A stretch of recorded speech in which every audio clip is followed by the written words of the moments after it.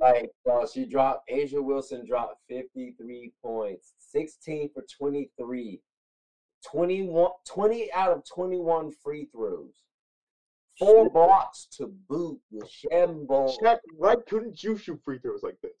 We dropped them 50 every night. Yo, if Shaq could have hit them free throws, bro, he'd be averaging 40. He would have averaged 40 a game, easy. I wouldn't have cried during my gym in 6th grade. Like that, we would have won all of our finals. Like I would have won 1,000 championships. Let's move on.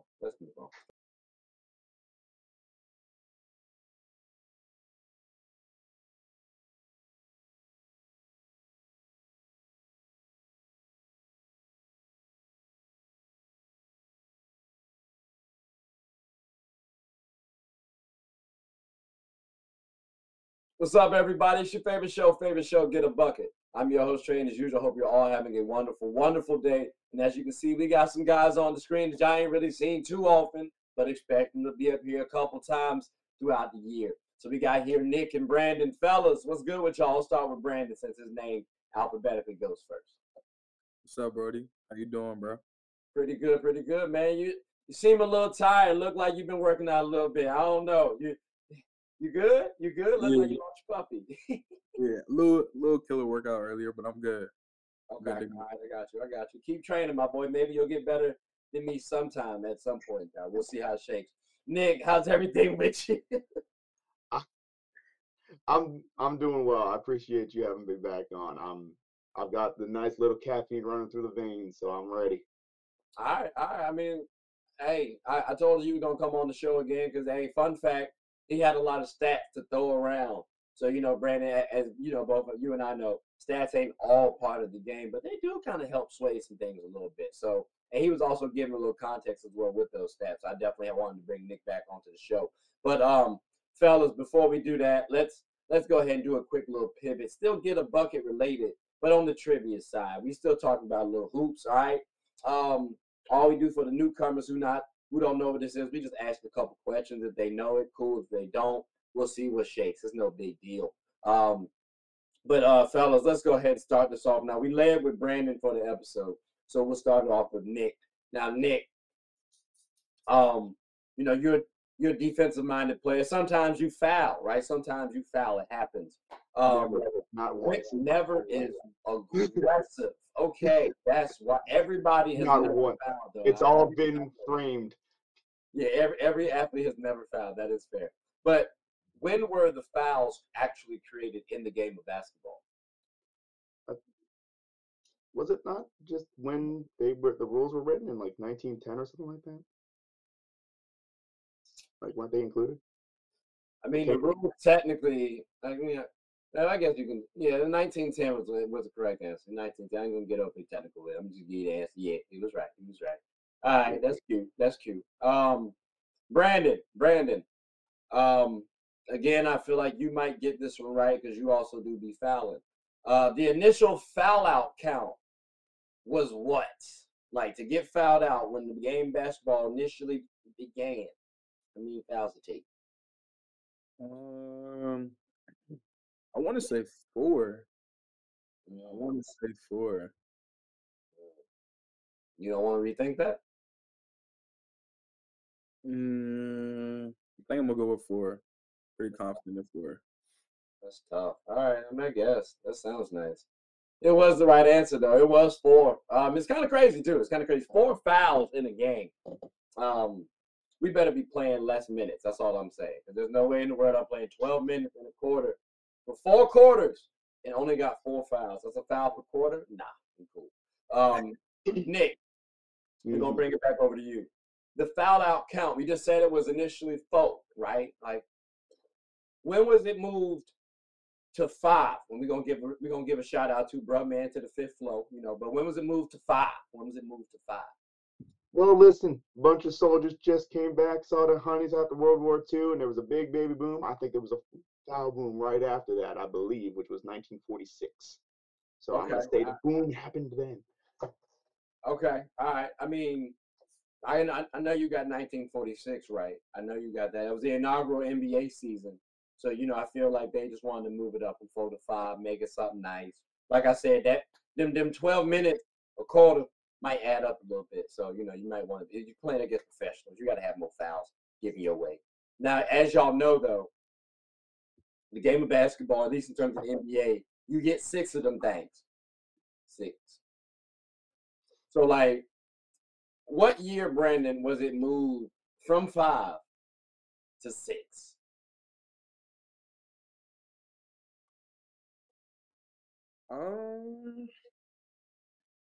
It's a tough one, Trey. It's a tough one. I'm not sure. I think you got me on this one.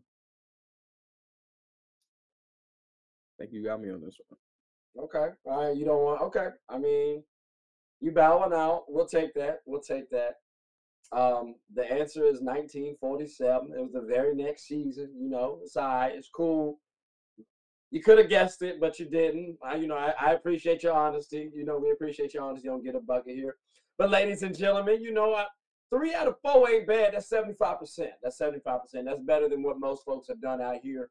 Got to say that. So, but let's go ahead and go on into the NBA divisions. But before we do that, let's go and take a quick hiatus. Pay some bills real fast. Use the bathroom, whatever you need to do. But thank y'all for listening to Gab Trivia. Fellas, I appreciate y'all for joining in. And like I said, ladies and gentlemen, stay tuned because the division will be talked about very soon.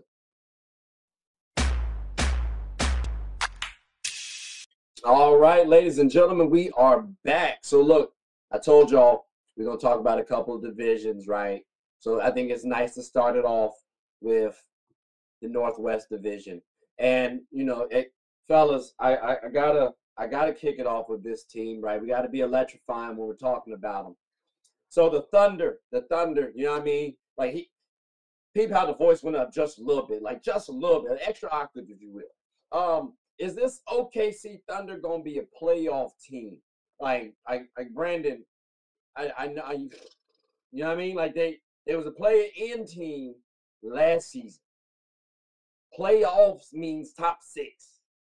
So is this gonna be a playoff team? I think they're capable of being one.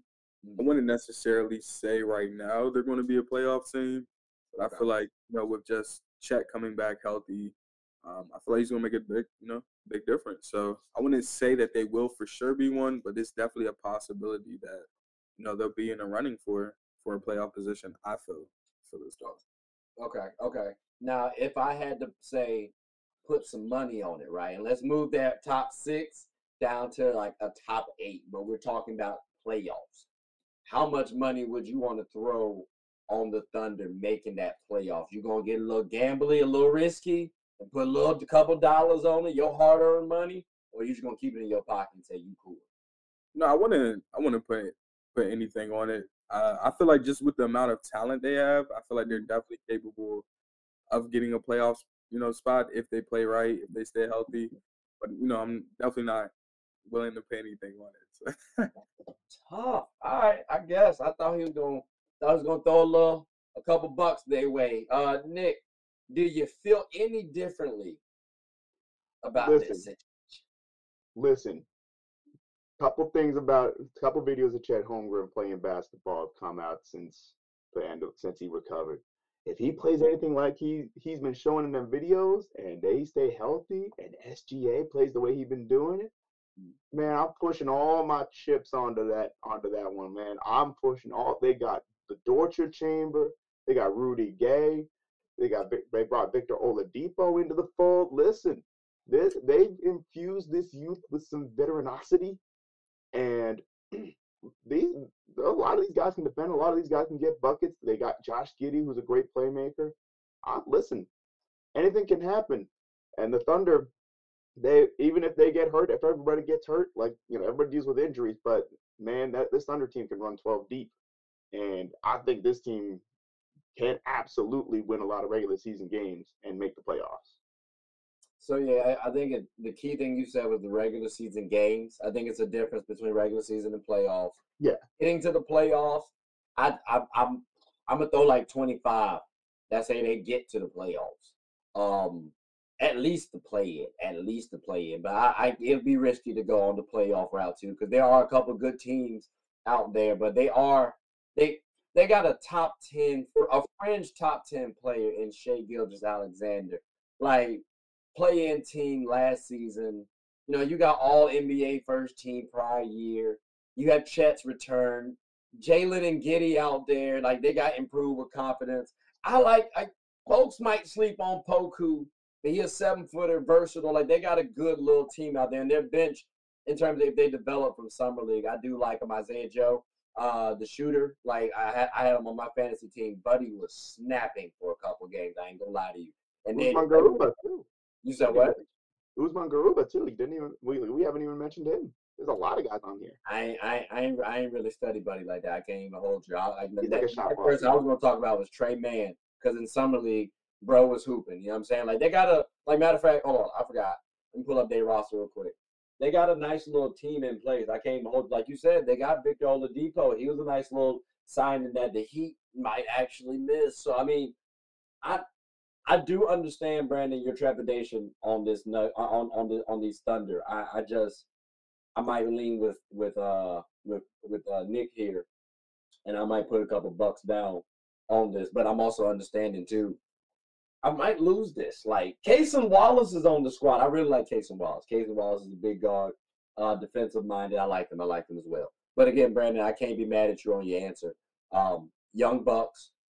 Injuries can happen. Like Chet was just injured last season. Poku, Slim, you know, Young Bucks. We'll see what shape. Maybe they got a little lucky last season. Who knows? Who knows? But a team that I wouldn't want to classify as lucky right now, because you know they in a little situation, because you know Dame kind of won't out. I'm talking about the Blazers, ladies and gentlemen. We know Dame won't out. You drafted a player who got the same number as Damian Lillard. It ain't like the boy can't change numbers later on in his career, but right now it is a little tricky. But my question here, Nick, is this: what's Jeremy Grant's trade value, or just value in general? Because this man is averaging last season at least 21 points. Man, I'm sorry, hold on, let me do it like this too, because I already got the man up here as we talking about him. 21 points, and then I'm rounding up for those of y'all who are wondering why it says 20.5 and I say 21. 5 rebounds, 2 assists, 0.8 steals and blocks on 48, 40, 81 splits in 63 games played out of 82 total, unless you count Miles Bridges' 83. So, I mean, hearing those numbers, understanding, the Blazers didn't really do too well, but there was a lot to go with that. You had injuries, the timing of those injuries too. What's Jeremy Grant's value for you? Again, you see the numbers on the screen, ladies and gentlemen. I read them off to you. What's your thoughts, Nick? I mean, let's not also forget that he's also a pretty decent defender. I mean, obviously the Portland Trail Blazers weren't even they weren't near, like, he was the only guy who had any kind of defensive value on the team last year, who could stay relatively healthy. Might be a little harsh, but I hear you. Jeremy Grant is essentially his trade value to a team would be if you're trying to get an Aaron Gordon type. Aaron Gordon for the Nuggets last year was incredible as that tertiary scorer, where if he has a mismatch, if there's a switch and Aaron Gordon's got a guard on him, it's an obvious two. It's an easy two. So Jeremy Grant to a contending team could be that guy who could play defense and get those tertiary buckets. He shouldn't be leaned on as a star. He should be leaned on as this tertiary scorer who can go get the hustle, go get the defense, go get some tough offensive rebounds. He's a good offensive rebounder. Like, you know, you add that guy to a team and suddenly, like, you don't need to give him the ball. He doesn't average a lot of touches per game, and yet he's still averaging 20 points per game.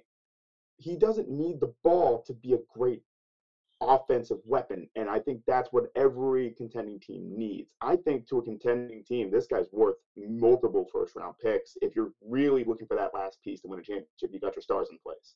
Now, you said multiple first-round picks.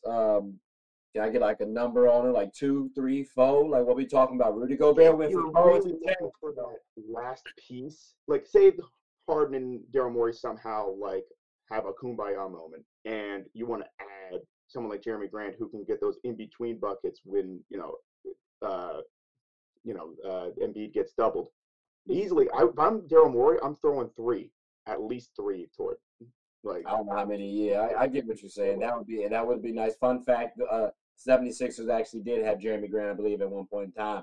So Messed it up.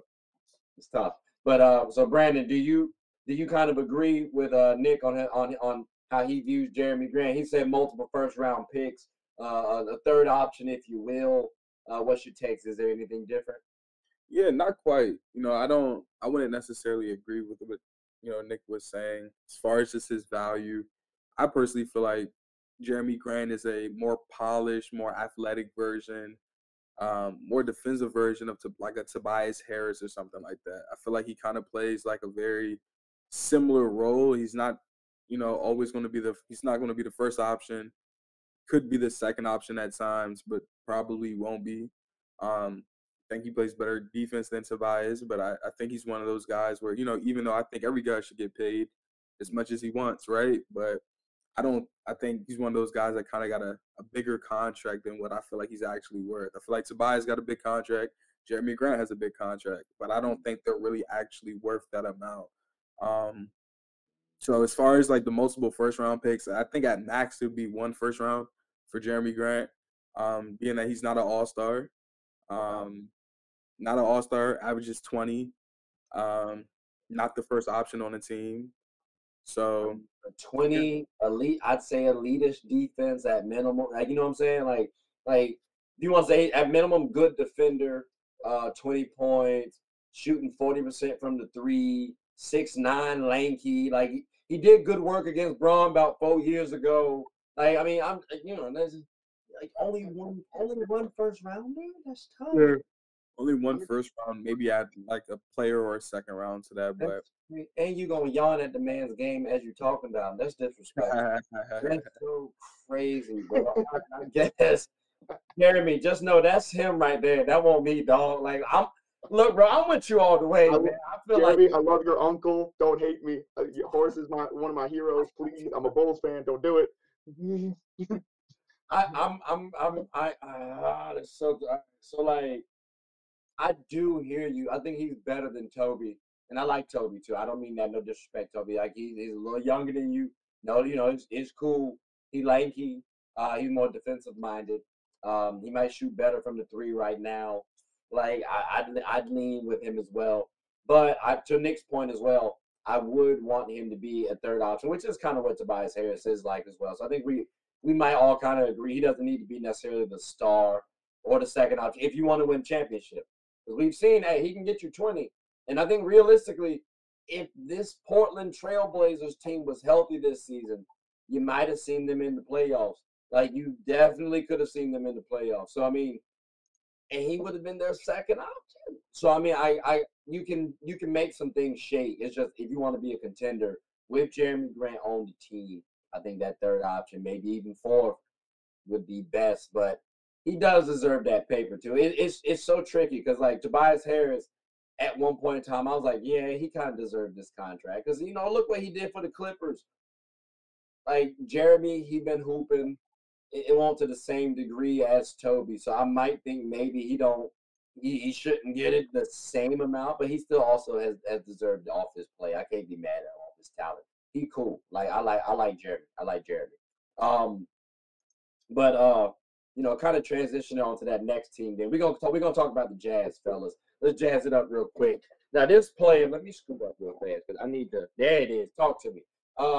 This player, I'm cool with. Like if you look at his numbers, you can be like, bro is all right. Like bro is actually a little bucket. And we talking about Colin Sexton, fellas.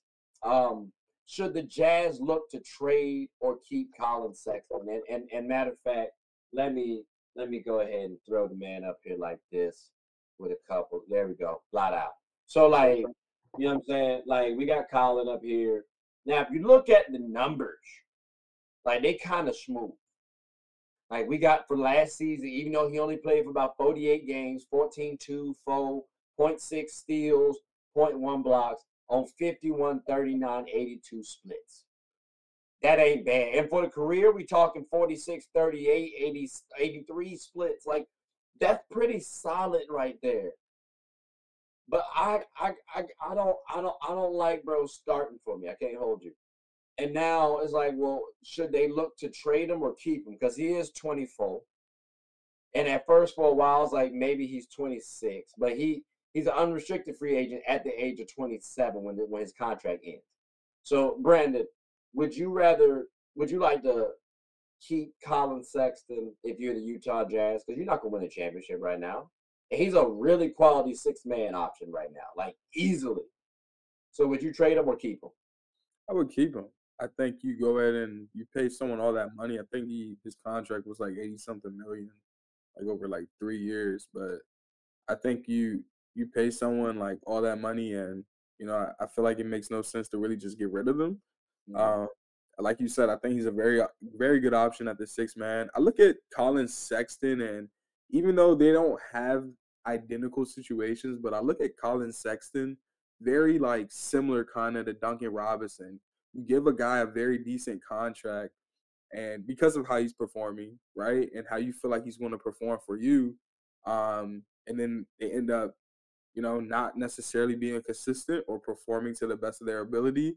And then you end up having to put them on the bench for some time. And then sometimes they may have streaks where you throw them in the starting lineup because they're hot, and you take them right back out. So I think they're very similar in a lot of different ways. Obviously, two different type of players used in two different ways, but I think they're very similar as far as just getting a lot of money and not really knowing where you're going to put them. Sometimes they can start, sometimes they come off the bench. But to answer your question, no, I don't think they should get rid of him. I think he's still a solid player. He's young. Um, hasn't really had a lot of injuries. I know he had like one major injury where he took a lot of time. But I feel like he also has that lion in him too. So he's one of those players that, as far as the mentality wise, you should keep around. And then obviously with the contract and stuff like that, I feel like it just makes sense. So yeah. Okay. Because so I get you on that whole lion part, right? He's a dog. Like, I get that when he was at Alabama, he was on what was it, 3-on-5 or 4-on-5, and they won the game. Like, it's pretty crazy. That's nothing to scoff at. I remember hearing his teammates saying, "Oh, he doesn't know how to play basketball," but like, bro, has still been hooping. You know what I'm saying? Like, that's mental fortitude. That's toughness right there. I appreciate. So I understand why you want to keep him. Some intangibles he might have. I think my main issue was I have Jordan Clarkson right now. I'm probably going to look to trade Jordan Clarkson because he's a little bit older, he's in his prime years, and I'm trying to look at the timing perspective. Unless you like Jordan Clarkson that much, you want to keep him around, but he might be your 6-man at some point in time. Um, I don't know if Colin Sexton is going to be that point guard for you, but then when I saw his age too at 24, I got to keep him around, like, 'cause I do like his production.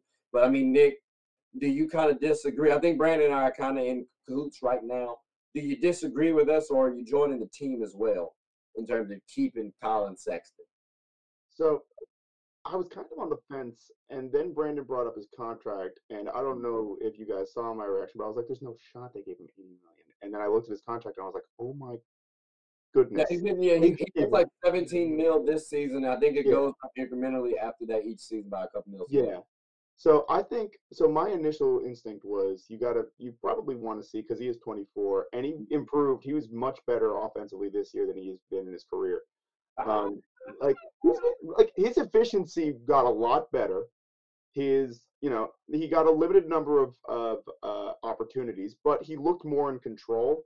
He Obviously he still needs to work on the playmaking concept, which who knows if that's ever going to click. But as a lightning bug 6-man like bench sort of initiator, Mm-hmm. I think as an attacker off the bench, I think you should see what you have in him for a year or so and then sort of also be gauging the value as sort of always have the phone on for him and just see sort of as he plays and goes up and down or maybe even goes start skyrocketing or going like just falling like a meteor, see what the offers are. And I think I think you sort of ride with him. I'm with you guys. I think you have, I mean, when you give him 80 million you have to.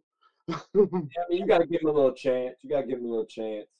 I do know on this team you have. I want to make sure Chris Dunn is still on that squad. But I mean, Chris Dunn, Keontae George, although Keontae young, or he's young, that's still something to worry about at some point in time.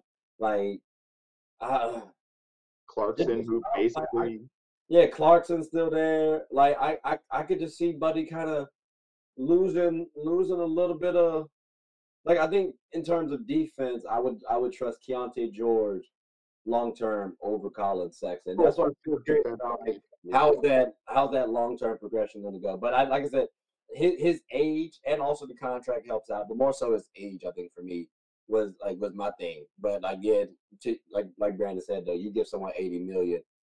I don't know if I'm necessarily willing to let you go unless I can get a nice quality young buck back in return, which he is still young. So maybe someone is willing to do that. Who knows?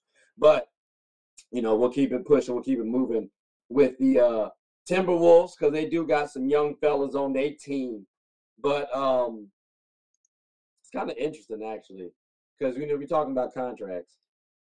Gobert and Cat actually make up a lot.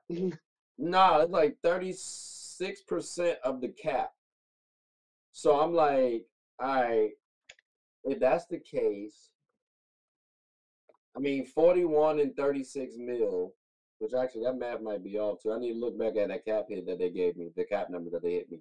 But that's a lot. That's a lot of numbers right there. Anthony Edwards, although he's on his rookie deal, he's not getting paid as much. Mike Conley out there, I expect him to produce pretty well. But Gobert and Cat are getting a lot of the financial push from this Wolves team. So do you expect either of these players, Nick, we'll start with you, to earn his contract? And again, let me give y'all the numbers. Gobert is averaging 41 mil, and last season he gave 13 points, 12 rebounds, 1 assist, 0.7 steals, and 2.1 blocks on 66-0-64 splits in 70 games out of 82 played. Then you got Karl Anthony Towns, who gave you 21, 8, 5, 0.7 steals, 0.6 blocks on 50, 37, 87 splits in 29 out of 82 games played. So again, do y'all think either one of them will earn their contract? Again, Nick, we'll start with you. So, I mean, unless Gobert somehow thinks he can get a lot of money on the open market, the first time they're going to get out of these contracts is going to be 2026, 27, when Gobert hits the unrestricted free agent market. The problem with that is that Gobert is 31. So his defensive prowess kind of, I mean, obviously he's always going to be 7'2". He's always going to have that crazy wingspan. He's always going to have those instincts. But offensively, he can't make up for it. And Karl Anthony Towns is kind of the opposite. Like, he's a great offensive center, but defensively, he leaves a lot to be desired. Now, obviously, Cat's a better defender than Gobert is offensively. But, I mean, and even that might be debatable. But the problem is you have two big men that kind of want to be around the same space because Cat, as good of a shooter as he is, he likes to be in that mid post. And, of course, Gobert can't exist anywhere except right next to the basket. So they're not going to earn their contracts together, although I think they are both max level players, or at least when they sign them. This is not going to work together because this isn't 2001 anymore. Like, you can't have two guys who try to exist in the post at the same time when neither one of them's a good playmaker and neither one of them sort of makes, like, they don't really fill up for the other's weaknesses effectively enough. And worse yet, it seems to me, from what I've been hearing, like in other reports across the net, Edwards doesn't like Gobert. They've been playing for 1 year. Like, we heard about what happened with Donovan Mitchell and Gobert. Yeah. But now it's Edwards who doesn't like him. And I'm like, is Gobert like, I don't know what Gobert's doing in the locker room, but his shooting guards don't like him apparently. I mean, so his problem is Buddy just don't got an offensive bag, and it can be frustrating a little bit from a guard perspective because now they know the bigs and everybody, the defense ain't gonna help off onto the big because I ain't really worried about Gobert unless he gets to the rim. So I mean, I'm not really caring about Gobert. I can understand that. But I mean, I mean, yeah, I mean, but here's the thing though. you said that they don't complement one another, and I think they do. Funny enough, I came to that conclusion before they even hit the floor because I was playing 2K. I understand it's a video game, ladies and gentlemen, but when Gobert saved me from the computer, and I'm playing at Hall of Fame, by the way, and my man blocked Buddy at the rim, I was like, oh, word. Okay, they do complement one another because Cat was on the other side, and I had Cat moving like Giannis. He don't have the same mental fortitude as Giannis, but he has a defensive capability where he can play outside. He can be a rim protector. He has not shown it. I know he can though, because at Kentucky he won't that bad. So it's not like it's not like the brother don't have it in him. So that's what I'm looking to see out of Cat. I can expect to see him trying to push forward and be a little more aggressive this season. Like Gobert, he got like 2 more years left. Like, so, maybe he might get a little. I think he got a chip on his shoulder too. Like, fellas, I think they might play up to their contract. Maybe not Gobert as much, but I mean, I don't know. Brandon, you heard Nick, you heard me.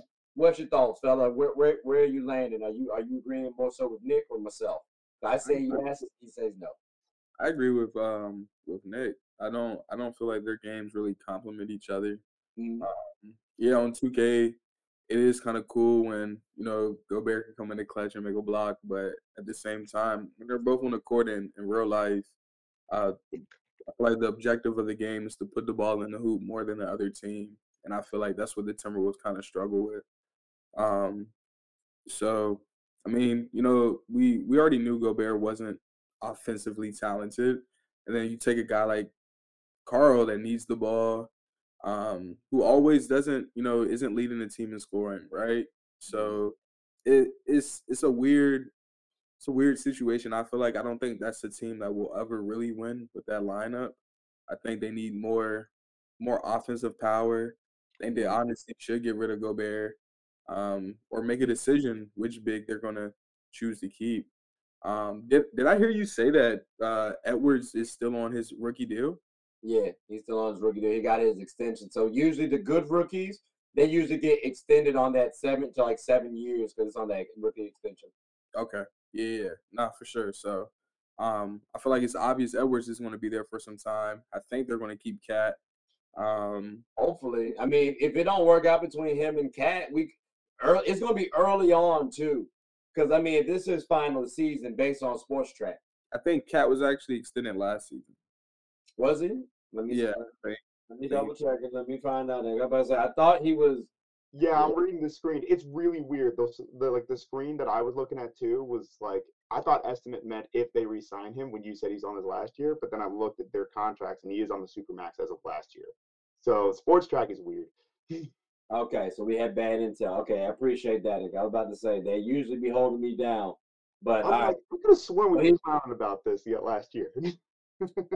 Okay. So he's signed for the Supermax, so he got 4 more years left on it because last year he got signed to Supermax. Yeah, seems to be. Okay. Everybody's that one, Mini. And I swear, okay, that's crazy. Hold on. I mean, listen, he changed the game, don't you know? I mean, he can. I mean, there's not too many bigs that have shot. There's not a center really that shot like 38% plus from 3 for their career. I mean, that is technically changing the game to a degree. He know Dirk Nowitzki, but I mean, but he didn't shoot a lot of threes. He shot long twos. No, I was talking about 38% from the 3. Like, but that like on the volume, I guess. Ain't not bad. But long story short, though, fellas, I don't hear no love for Gobert or Cat. Playing up something next year. Okay, all right. I'm trying to show a little love for the Wolves, but I'm also a little optimistic. That's also one of my flaws. I'm trying to work on it, but yeah, I'm optimistic on the Wolves. But we're gonna move on over to the Nuggets. Then let's go ahead and talk about the Nuggets, fellas, because they are defending champions. Long story short, is there a depth worry here? Because in the playoffs, I know rosters tighten up. But these men, like they play about 6 deep. I think Brown averaged like 17 minutes, and Green averaged like 17 minutes, and Brown averaged like 13 or something like that. Christian Brown, I mean. So they like those 2 players made 8, but outside of those 2, everybody else played 25 plus or nothing. So it's 6 people deep essentially, and then you lose Green.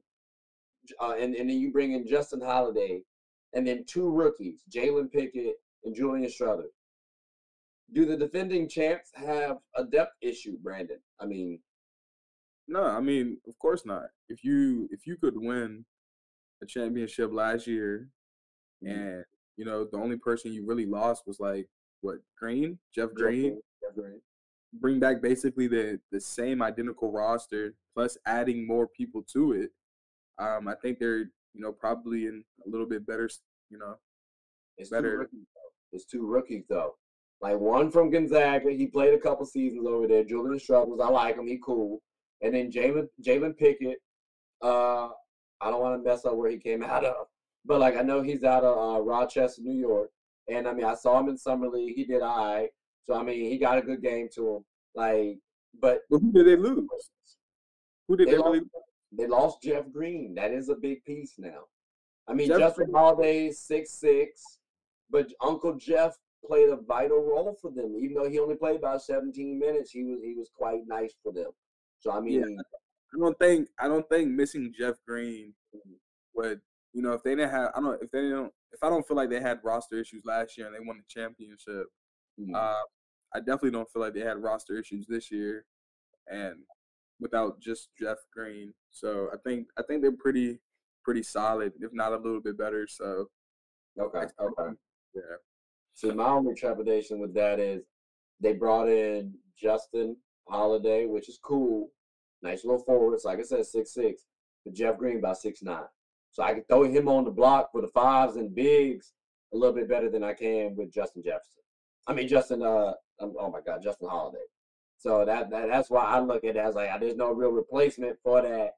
They didn't do enough for me. But I don't know, Nick, what's your thoughts on this? Do you side with myself or do you side with Brandon? He said he cool, Nuggets is chilling. And I'm like, I might have a little trepidation over I think this is going to be one of those instances where a team who's going to be a true threat in the playoffs might drop off a little bit in the regular season because of the lack of depth. But because losing Bruce Brown hurts and losing Jeff Green hurts, and I'm sure someone somewhere, some Celtics fan is like, I still believe. But he's 35 years old, give it up. But I mean, I still think they could have some guys from last year who can fill in those spots pretty well. Peyton Watson, Zeke Naji are their 2 backup bigs right now. And I mean, I like Zeke. I like Zeke Naji. I think he's a solid backup center who can sort of fill in both the 4 and the 5 spots. In spurts. I'm not going to say like throw him in for 28 minutes a game, but Christian Braun, I refuse to pronounce it Brown. it. Brown. That's not how that name's spelled. Nope, we're not doing it. Yeah, I don't like saying Braun too Maybe much. Like, I feel like I'm saying Braun all the time. Like, oh, LeBron James, nah, Christian. Like, I don't know. And I think we still got Reggie Jackson, right? So I mean, yeah, but Reggie didn't get no tick last year though. True. They didn't play Reggie last year. Remember, I said they played 6 deep, and Reggie was not. They occasionally brought in Braun for a 7th guy, but like, yeah, I mean, 8. In the regular season, I think they might suffer a little bit from that lack of depth, but I'm not too worried about it because if they stay healthy, like relatively, and they get into the playoffs, this is still the darn Nuggets.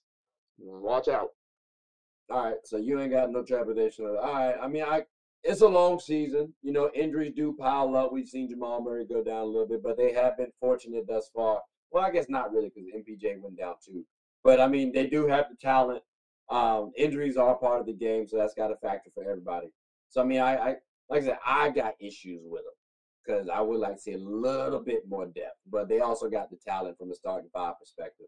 But now that's all I want to talk about with the Northwest Division, though. So look, what we're gonna do is take a quick little break, come back in a little bit. But ladies and gentlemen, thanks for rocking with us so far. Hope y'all enjoying it, and come back. We'll come back very soon. So stay with us. Oh my God, I cannot talk today. So stay with us very soon.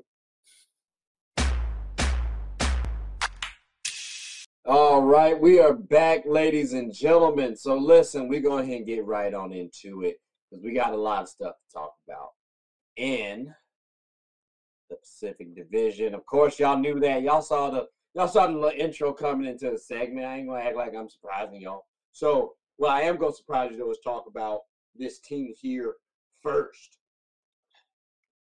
Actually, maybe all of them pretty good, actually. Really, I'm going to just talk about here the Clippers, right? Let's go ahead and bring up the Clippers, ladies and gentlemen. So, for the Clippers, what I wanted to talk about, I think we started off with Brandon first last time, if I'm not mistaken. So, let's start it off with Nick first this time. For the Clippers, Nick, will Russell Westbrook replicate his Clippers tenure? And when I say that, I mean, we got to bring up stats. Although stats ain't everything, ladies and gentlemen, but still, they do help a little bit. And as you can see, the brother has had a really decorated career. Last season, he brought up 16 points, 6 rebounds, 8 assists, rounding up, of course, on 43, 31, 66 splits. The splits I ain't really too big on, but you know what? It's cool. Stuff happens. Um, oh, now I want to sit there and go slow. Ain't that some mess?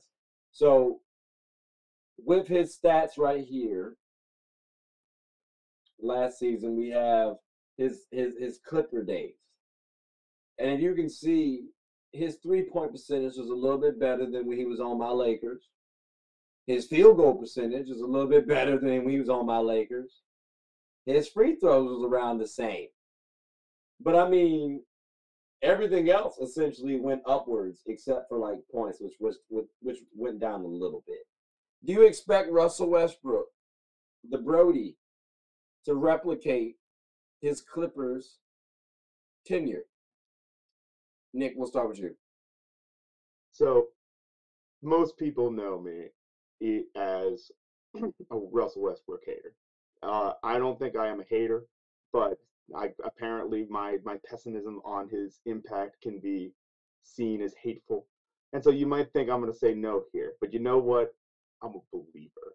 I want Russell Westbrook to succeed.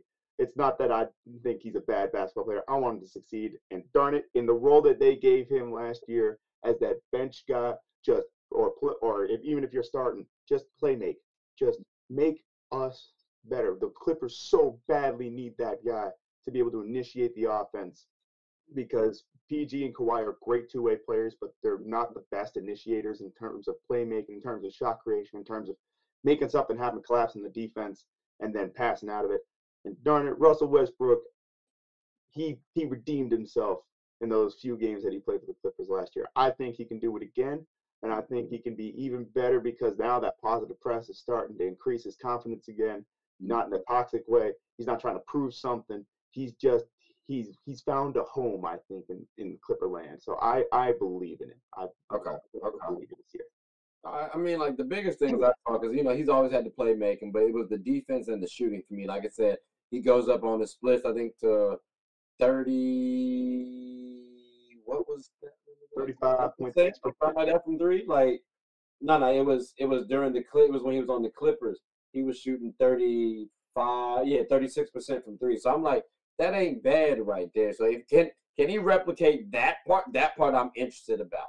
The positive energy is important. Yeah, the defense is about effort though. But I mean, Brandon, what's your thoughts on that? Because I'm on the fence. Like I ain't gonna lie. Like if you told me I had to put hard-earned money on Russell Westbrook shooting the same on the Clippers, if you told me on the defensive side though, I could see that because that Ty Lue's his coach. So I'm expecting him to bring that out of him. What's your thoughts? Yeah, I feel like Russell will have just as good of a season, if not better, this upcoming season. I feel like the Clippers is one of the best places he could possibly be in. I feel like he does fit well in that point guard position. They didn't really have someone that could really truly play make at that point guard position before him. I feel like they had a decent option, but just quite frankly wasn't getting the job done the way they needed to. So I feel like Russell does fill that position the way they need him.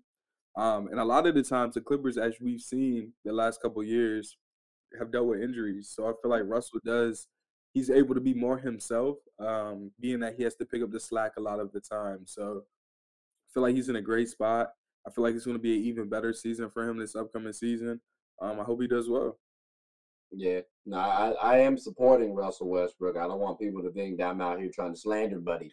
Talking about from the shooting aspect, he ain't really shown me the best. So again, he was on my Lakers for quite a while. The brother gave me 31% from the Tracy ball. I ain't really liking that, but it might not even been 31. Damn, no, that was definitely 29. Round up to 30 though, but still, it's not that bad, but not that good. So that's the only thing that I would be a little hesitant around. He's been high turnover.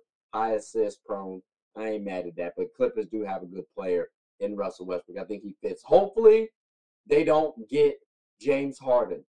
I would greatly appreciate that if the Clippers do not get James Harden. That would mess up so much. Like, Brandon, you really got to stay with the 76ers, bro. You really got to stay with the 76ers. But Do it to him. let's move on down to the Warriors, though, real quick. Because I got a question. I do got a question. Brandon, this also might be one of your cousins. Draymond Green.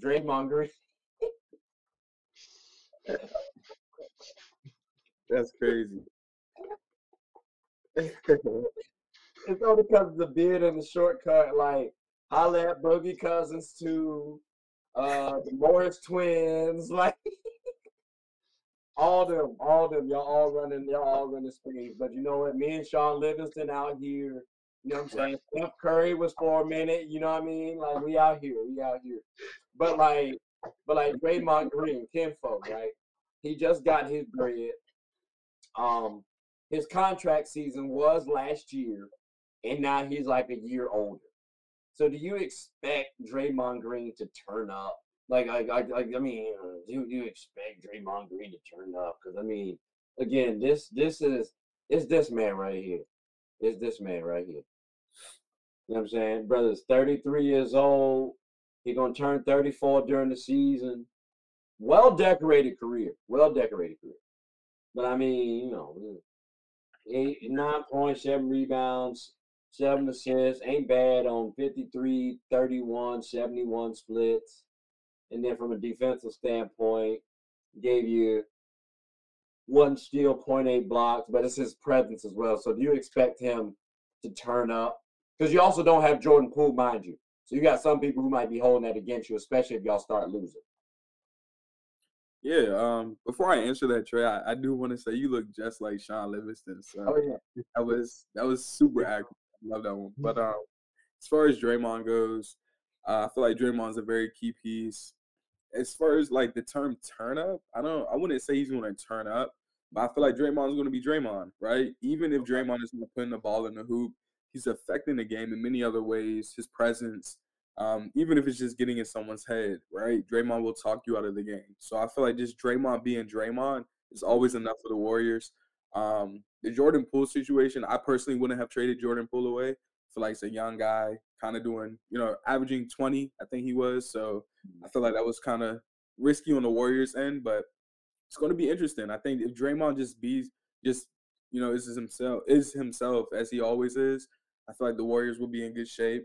I feel like the tricky parts of the Warriors will be just how they figure out that Chris Paul situation, right? How are they going to have Chris Paul be the best version of Chris Paul he can be? It's probably going to be 6-man in my opinion, but I feel like Draymond is Draymond. They'll be all right. Okay. And again, just to bring back up the stats real fast. That was more so for Nick. I know you like the stats, my boy. But Draymond does give you about 9 points. Again, fellas, ladies and gentlemen, we rounding up.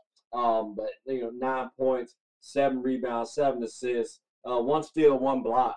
Like that's not bad numbers out there. But also the intangibles he brings from a leadership standpoint, I ain't mad at him. And he just got his money. So I mean, like I'm kind of with you, Brandon, on that whole not trading Jordan Poole thing. At first I was like, I'm okay with it, and now I'm like, it would have been cool to see him on the squad again.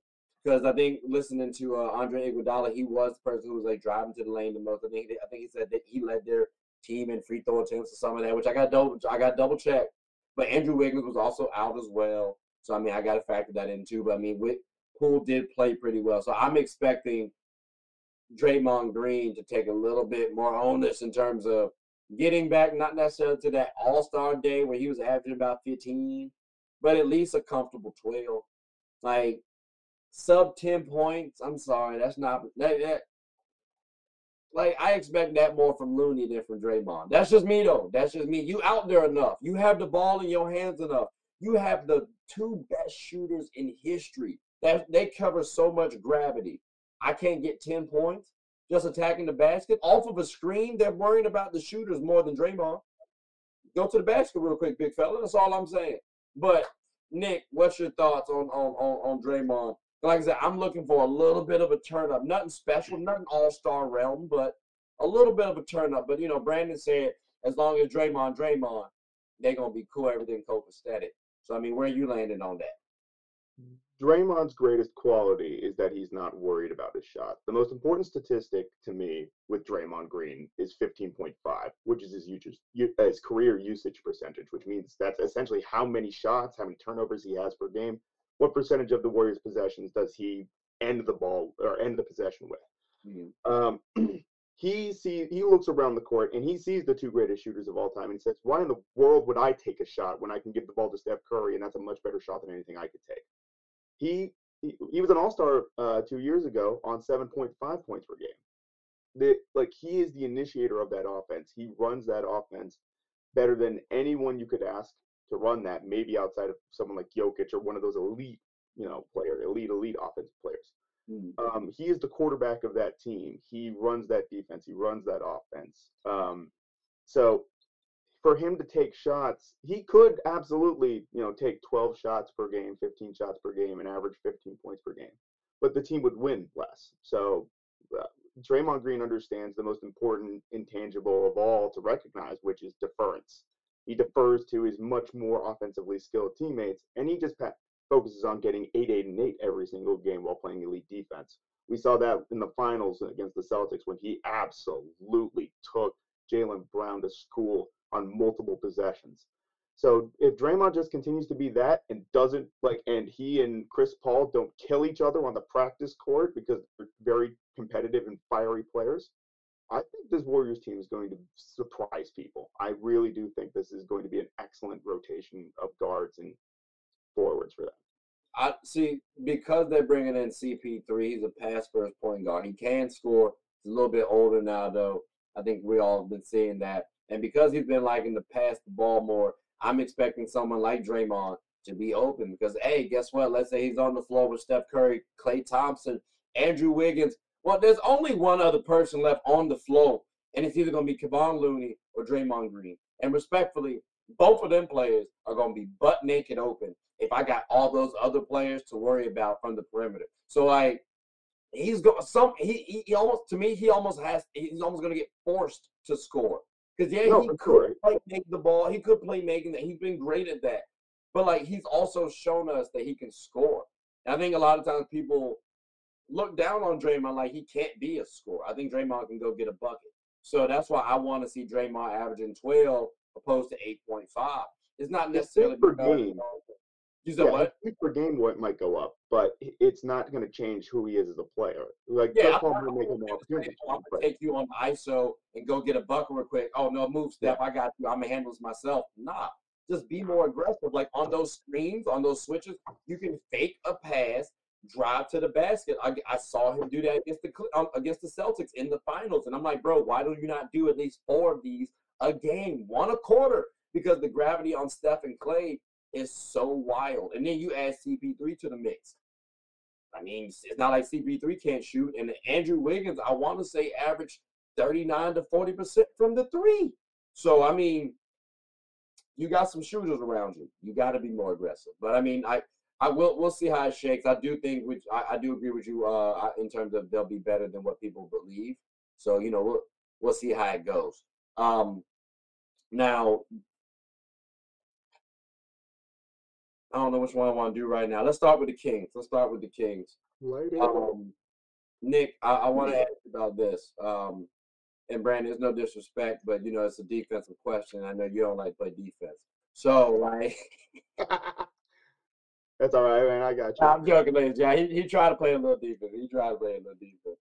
But now, like, we got from a defensive leader, right?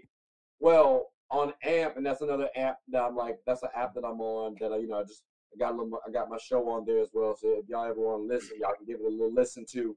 But I actually heard, like, I heard Mike Brown tell someone up there that he wants next season he wants to emphasize defense more, but they want to keep the same offensive pace. Now, to me, when I heard that, I'm like, y'all ain't gonna have no legs come postseason. Like, I wouldn't want to be on your team, champ. But like, to me, when I was thinking after that, who's gonna be better for the Kings in terms of a defensive leader? I don't look at Sabonis. I got to look at either De'Aaron Fox or the young buck and Keegan Murray. So my question is, which one's better to you, or if you got another answer out of there, De'Aaron Fox or Keegan Murray, or if there's another for you, Nick? So it's interesting. Like I didn't think about sort of leadership for this team and defensive leadership especially. But then I looked at their roster. So last year their oldest player last year was Harrison Barnes at 30, and Dellavedova was there for like 32 games, but like he didn't really get much tick in the playoffs, so we're not really going to count. Who, Harrison Barnes? Harrison Barnes was the oldest guy that got a lot of tick in the playoffs, and at 30 Oh, you said somebody else. Okay. This team does not have like a sagely veteran on their team, and they didn't really change their roster too much. Right. So, you know, as a defensive leader, as sort of a tone setter, maybe not a leader in terms of like being that guy like a Draymond, but as a tone setter, you know.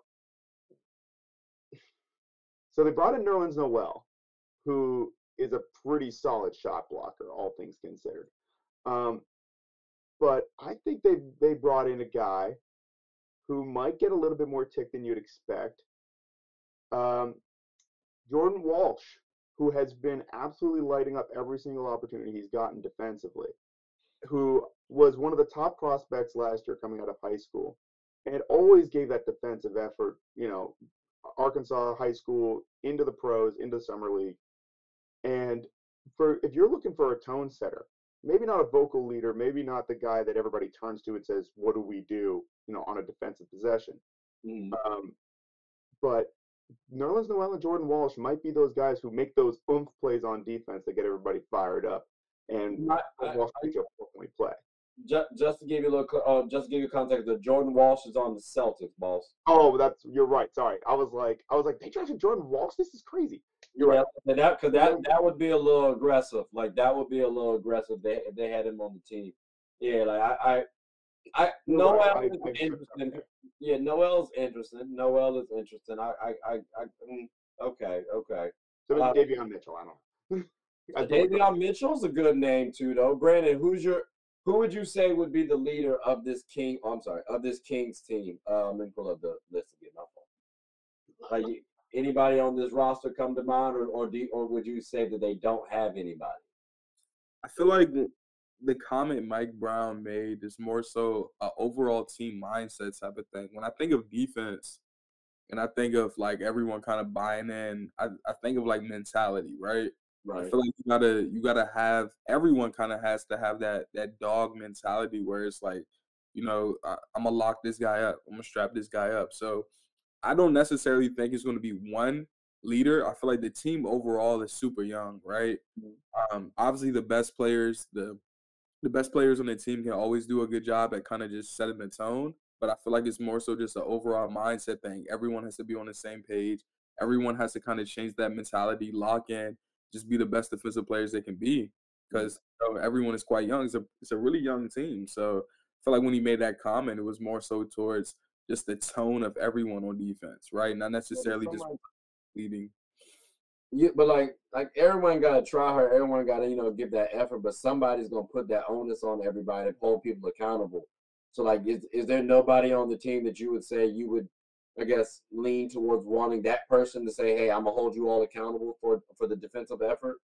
Yeah, I mean, like I said, I think you could always say the young stars, like maybe De'Aaron Fox, Davion Mitchell. I feel like you could always expect those guys to do that, right? But I feel like the Kings kind of just as a whole have to turn it up just a little bit, right? Just because you are pretty young.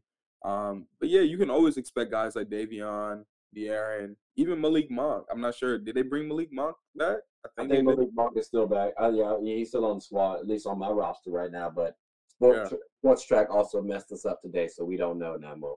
We don't know no more. But yeah, because Malik is kind of athletic too. He be playing a little defense himself. He try hard. At least he'll try out there. Okay, I agree with you too. I do think like on offense, you have leaders and whatnot. Team like leaders in general. So I don't know if I would like listen too much to Sabonis if he was like, "Yo, bro, you need to be moving them puppies on defense." Like, what? You don't be trying all that. I wouldn't listen to Sabonis, but someone else might too, though. So I don't know. It should be a team effort. across the NBA. It's just not. That's this. I was just curious, but all right, that's fine. That's fine. That's cool. That's dandy. So we got here. We got here. Let me get. All right, fine. I'm gonna do it like this, just because my team. I'm gonna say for my team for last. But we are gonna talk about the Suns, ladies and gentlemen. Now, y'all see I got a Phoenix jersey up here. It's the number 3. But this is not CP3. This is Diana Taurasi. Just want to give a little plug out there to the WNBA. Go watch them ladies and gentlemen. But for the Phoenix Suns, we understand that they have a whole bunch of talent, like we do. Talent don't always win you games, right? Like when you look at this roster, I got Bradley Beal, Devin Booker, Kevin Durant, DeAndre Ayton. Those aren't bad names. Those aren't bad names. But who gonna be that hustle player though? Who gonna be that energy guy, that glue guy for him? Like Brandon, who would you say would be that Bruce Brown, that Gary Payton II? Like who's gonna be that person for them on this team? Because like if I had to choose anybody right now, I might say Josh Okogie. And I don't know if I necessarily like Josh Okogie as my energy guy. Damian Lee is like a second option, but like those are my options. What you got for me? Yeah, I feel like that Swiss Army knife is kind of going to be like, surprising. I think it would be someone like Bobo. I think, his role is going to be very important, even though I feel like a lot of people may not expect it to be. I think he's going to be that person that's going to, turn a lot of heads, shock a lot of people, and he's going to get that clock time that, they're going to need, quite frankly. I think of him and what he was doing on the Magic, how productive he was in the minutes that he got. Unfortunately, the Magic just got a lot of big men, right? So I think just being on the Suns, I feel like he's kind of exactly where he needs to be, and I feel like he will be that Swiss Army knife, kind of that Bruce Brown. Obviously, not pulling up hitting threes, but I feel like he's going to come in the clutch when they need him, and he's going to pick up a lot of slack that people didn't expect him to. So, and I feel like it's also going to potentially earn him a contract in the near future. So, I expect a good season from Bobo. Yeah, now Bobo's tough, bro. I remember I said this, but I said it on my show. I hope he goes to the Suns because he can learn from Kevin Durant. Like one of the things, like Steph Curry and Kevin Durant are my favorite players in the game today right now because I like intangibles, like stories that you hear about players. Like you heard about Braun eating healthy and working on his body and stuff like that. But like Steph and KD, both of them go hard in practice. They run 100% all the time. And the thing that I've heard from Bol is the brother's lazy. Like we heard Victor Wembanyama, everybody acting like, oh, we've never seen someone like him. I mean, the Magic has someone who's quite close. No, he's not 7'4", but 7'2" ain't short. And he's quite lanky, quite nimble, and quite gifted on the offensive and defense. And mind you, his daddy is Manute Bol. Like, come on now, like let's act like he don't have good stock in his genes. So Bol on this team, I expect him to play really well, and he could actually be that fifth guy, if you will. What hurts me is he too damn lazy, or at least he comes off like that to me. Like that's why I don't put in the word energy, like glue guy, that hustle player with Bol don't fit well with me. That's my only trepidation. But talent wise, I'm right there with you, Brandon. This brother is special. Nick, how do you feel on the Suns roster? Do they have somebody like a hustle energizer buddy, energy guy, or do you agree with Brandon should be Bol? Or what's your thoughts? So if Bol starts developing a motor all of a sudden, everybody's in trouble. That was Yeah. his big problem coming out of college, was that can you develop a motor? Because Bol certainly didn't have it at Oregon. But he sort of makes enough plays by being as long and lanky as he is, and sort of being as tall as he is. So I mean, half 6 of one, half dozen of the other. But the guy I want to mention, I had to make sure I'm not like having another Jordan Walsh moment. He's not on another team randomly. Is is my man from Normal, Illinois that ain't normal. K Bede, Keda Bates Diop. that they signed from the Nuggets. Okay. He didn't play a lot on the Nuggets, but he is a low maintenance, absolute hustle. Like he goes for everything. He is a dog. He kind of reminds me a little bit in terms of his sort of demeanor and his play style, a little bit of Corey Brewer, if anybody happens to remember that. And he's he just goes and gets he makes the most of his minutes. And if anybody's going to be a hustle guy for this team, it's going to be Keita Bates-Diop. Josh Okogie, I think, was another guy that I sort of pointed to as, listen, this guy was playing power forward at 6'4". He's clearly got some kind of dog in him. So, guys like that, I think you're right. The Suns need players like that. They need playmaking. They need to be able to become a playmaker all of a sudden, because apparently they're going to play him at point guard. And they need guys who are going to do the dirty work. God, what they wouldn't give to have someone like Larry Nance Jr. on this team. Okay. Like, Okay. they need a glue guy. So KBA has got to be that guy. He's got to come off the bench, be the seventh man for that team. It's interesting because I didn't bring his name up actually because I was curious if anybody else was going to say. I'm going to say his name, but after that we can transition on to the last team. I'm surprised no one said anything about DeAndre Ayton. Because if I'm DeAndre Ayton, I'm going to get easy buckets, and that's the Energizer Bunny to me. Like someone who's setting the picks, someone that's setting the screens. You can easily dive down, catch the ball. That's a lot of playmakers on your team, really. You got D Book, Bradley Beal, Kevin Durant, Eric Gordon. I mean, I'm just saying, just those four alone are going to be on the floor quite often. So if I'm someone like DeAndre Ayton, I'm not worrying about having to try to get a go-to move or get on the block here, dudes. I mean, hey, I'm gonna get on the block, but if he does all the hustle plays, he's gonna be a lot of shots going up, a lot of offensive rebound opportunities. Go get him open. So I mean, that is something he may want to consider. But I ain't want to spend too much time on that because again, he do get paid too much to just be, just a hustle player. He need to be more than just a hustle player, but that needs to be incorporated into his bag too. But now the final team for us, the Lakers, my Lakers. And I got to say this with a positive smile on my face. We could be experiencing LeBron James leaving. Yep, that's right. That's right. That's right. Brandon, that's another one. Braun, beard, all the stuff that he can folk to you too. So like, we got AD. He signed for about 3 seasons. I'm curious if that's the best pairing for Anthony Davis. Should LeBron James leave Los Angeles after this season? Hell, or even during. Nick, did we start with you last time, or? I think I went second, but if you want to start with Brandon, I mean, I'm going to sit here sort of like. Yeah, we'll start with you, but we'll close off with this kinfolk. All right, bet. Will he leave LA after this season? Who knows what LeBron's thinking in any one moment, but boy, as an LA hater, boy, would it make me happy. Man, would it make me happy. But we do know that he does want to play with Bronny. So that is a possibility that he will leave to whoever drafts Bronny. But if Bronny comes out into the next draft. But hold on, real quick, just out of curiosity, you said you would, as a LA hater, you would like to see him leave LA. So like, I just want to, just because for Kobe fans, right? Like, it's not the best that he's on our team.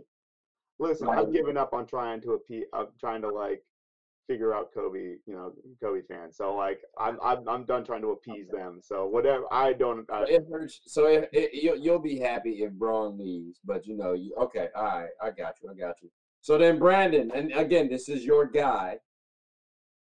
Like this is actual, like he's a fan of him, just because I've been saying this is kinfolk, but he's an actual fan. Like, should Braun leave? Should your guy leave? Should he get off my team? Can he get off my team? No, I don't think he should. I don't really see a purpose in leaving. Especially this close to the end of your career. I feel like you have a team that's capable getting to the finals. It's just about adding the right pieces, staying healthy as well. So I don't really see a purpose in him leaving, to be honest with you. I know he wants to play with Bronny, but I feel like as of right now, we don't really know what Bronny's future will look like. We don't know if he's playing this season. We don't know what to expect from Bronny. So I don't even think that should be the focus right now. I feel like the focus should be just LeBron, the Lakers winning another one. So with that being said, I don't feel like Bron should leave. I don't feel like there's a better situation per se out there. I feel like you could make a super team, I guess, right? But if I was Bron, you're in LA, great city. You're on the Lakers, solid roster. I feel like it's just about adding more pieces, right? So I don't really see a purpose in leaving. Okay. I mean, I could see two. I could see two teams he could actually go to. Three, you want to make something shape. The Knicks, but that's an outside chance. The Heat, because he has ties. But then also the Cavs, and these are all realistic possibilities. Like the Cavs, I've been told they're a small forward away from being a true contender. They don't have a title window right now. The Knicks, him going there, it could be equivalent to like Jordan going to the Wizards. You might not expect them to win, but hey, with him, Julius Randle, Jalen Brunson, something might be able to pop off. So again, like I think he could actually go to some other teams, especially when you're taking into consideration, okay, well, Bronny and Bryce are now older, so when he moved to LA, he moved to them. So he moved there partly to, be around, be closer to them. They older, like Bronny out the crib. He's still in Cali, but like he out the crib. So I mean, I could realistically see Braun maybe trying to leave to go to the Cavs because you pair with Donovan Mitchell, who you might say, hey, he might be more dependable than Anthony Davis. Darius Garland's no slouch. And I think if you want to pair Darius Garland or compare Darius Garland to like an Austin Reeves or whoever our third option is, I think Darius Garland gets that nod. And then Evan Mobley, Jared Allen, that might be a solid option. But I also could see him staying with us too. Because we are, it's not like we're not an incompetent team. Like we might have incompetent management sometimes, but like our team is capable of winning the championship. So I mean, we just gotta see how it shakes out. But okay, all right. So we got one leave, but it was a bias. Well, I guess two bias leaves and then one stay. But like, okay, it's not bad. It's not bad numbers. But ladies and gentlemen, we're gonna take a quick hiatus, like I said earlier. Pay some bills, use the bathroom, all that good stuff. When we come back, we talk about another division. So hope you all enjoying it and stay tuned so far because this has been a good one thus far. All right, ladies and gentlemen, we are back. Listen. We got a wonderful division to talk about, all right? And before we do that, I just want to give a nice little WNBA plug. Shout out to Asia Wilson because she did just drop 53 of them things. You know what I mean? Like 16 out of 21 ain't bad. But 20 out of 21 free throws, Asia, you gotta stop acting stupid out there on the floor. Like that's crazy. We got that hey, congratulations to you. Now I gotta get your jersey. Like that's just wild. I'm mad I didn't do it with your jersey. I'm pissed now. That's crazy. But at least I'm giving you flowers on getting a bucket while wearing DT's jersey. At least she got a bucket. So I'm paying homage to you both. But back on track, fellas, and we gotta talk about the Southwest Division. I'm just gonna run down a couple teams here, a couple questions, see what shakes for y'all. So Brandon, let's start it off proper with the Grizzlies. Now they did lose a couple players, Ja Morant to one, but then also Dylan Brooks. I feel like people kind of sleep on this. Like yeah, he poked the bear with my Lakers and Braun. All right, cool, I hear you. Yeah, he might have almost gotten his ass whooped by Uncle Shay Shay. Like that could have popped off. But like, will the Grizzlies actually miss Dylan Brooks? Because no matter whether you're looking at ESPN.com, Sports Reference, this brother was still 6'5" to 6'7", maybe 6'6" to 6'7", and was a scrappy small forward who gave you about 13 and like 5 and 2, something like that. Like, what's your thoughts on Dylan Brooks? Matter of fact, while you're talking, I'll pull up the stats. I think the Grizzlies actually upgraded from Dylan Brooks. They got Marcus Smart, so I feel like they replaced him with a better option. I personally would prefer Marcus Smart over Dylan Brooks. So I mean, no, I don't think they're really going to miss him. I feel like he just kind of drew a lot of attention based on the things he would say and do. However, I feel like Marcus Smart is an upgrade from Dylan Brooks, and I feel like they'll be all right. Okay, I mean, because Dylan, like they both around the same age. But like the thing is though, Dylan do got a little extra height. So when I just hear me out. John Morant, Desmond Bain, Marcus Smart. Does that defense does that guard lineup sound better for you really? Because we saw issues with Marcus Smart on the Celtics. And mind you, that's with more scoring minded, like from the outside perimeter play, at least more efficient minded players. Now you give him John Morant, who's not the best 3-point shooter. He's developing, but not the best. Desmond Bain, cool. I like Desmond Bain. Like, y'all think Marcus Smart at 6'3" is gonna fit well with those two? Desmond Bain about 6'5", John Morant about 6'3".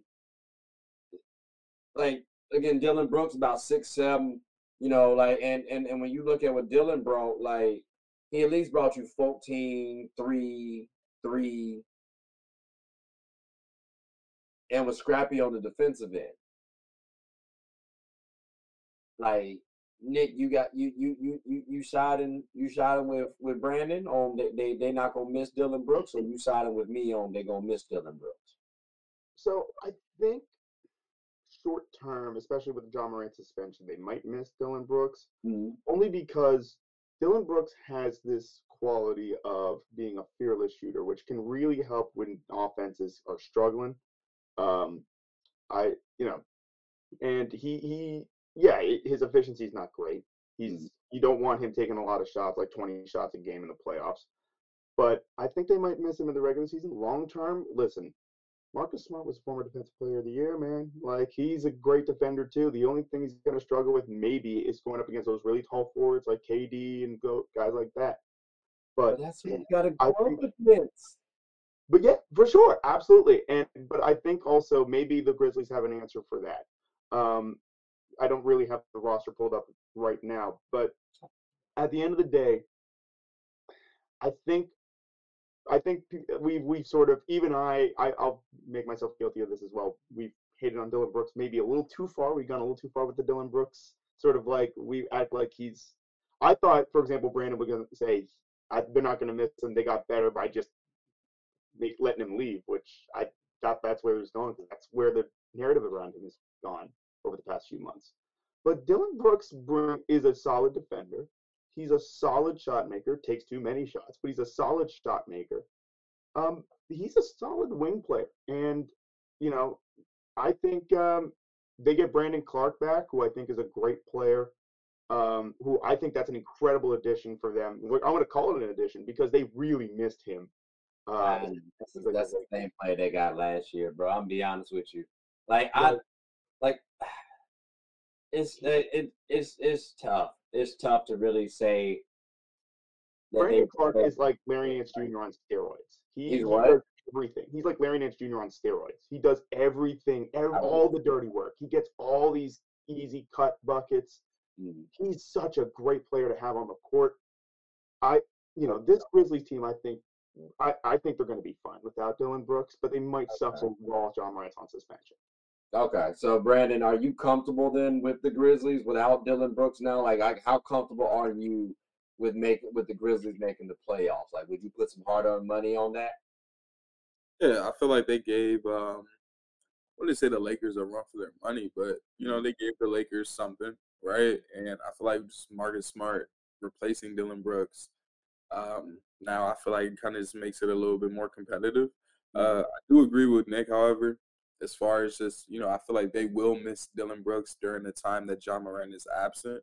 I do feel like at the same time, you got Marcus Smart for a reason. You let Dylan Brooks go for a reason.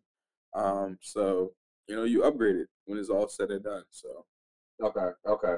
I always it's funny because like we talk about how we let Dylan Brooks go for a reason, but we don't think about the Celtics let Marcus Smart go for a reason. That's all I'm saying. That's all I'm saying. Maybe they was happy to let that brother go.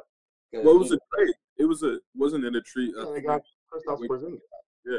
So I don't necessarily think they let Marcus Smart go for a reason, but I feel like they had to give up a piece to upgrade the position that they needed the most, and that was, I feel like, the big man position. So that's fair. That's fair.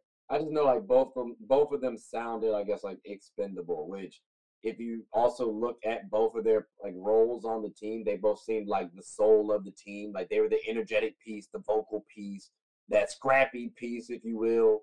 So like, it's just, yeah, I think moral of the story there sounds like those energizer guys, those soul guys, if you will, they kind of being a little devalued. Although they did get a little bit of bread. Like Dylan Brooks did make out nicely for the Rockets. 4 years, 80 mil. That ain't bad loot. That's not bad loot at all.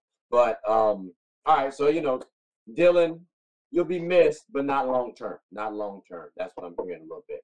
All right, that's cool. Well, at least on the Rockets side, um, you are over there, and let's see how you career takes off. But while we are on the Rockets, Nick, I'm curious what your thoughts are. This team is red, right? And their shooting guards a little bouncy, like your man Zach LaVine and the Bulls. But Jalen Green, what's his all-star possibility? Because actually, I want to say I pulled up his numbers one time before, and they were quite comparable to Devin Booker's, if I'm not mistaken. And I'm pulling up their stats right now. But what's your thoughts on Jalen Green becoming an all-star? Like, would it be this year, next year, ever? Like, what's your thoughts on that? If you had to put a number, just give me one number.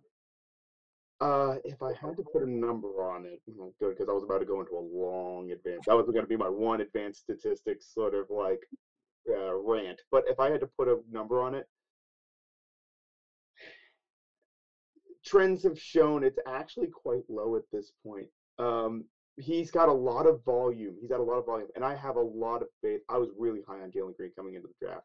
Right. But if I had to put a number on it, I would probably put it closer to like 20% at this point, given how that pattern has played out in the past. Okay. Okay.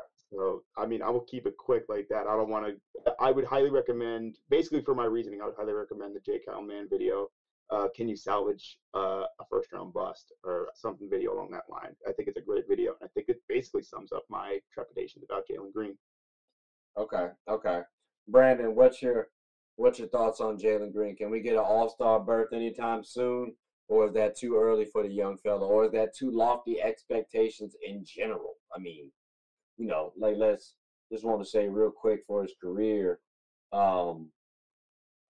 Yeah, he's only played a couple seasons, but at least he's improved. We got 17, and then 22 points the rookie, like from rookie to sophomore year.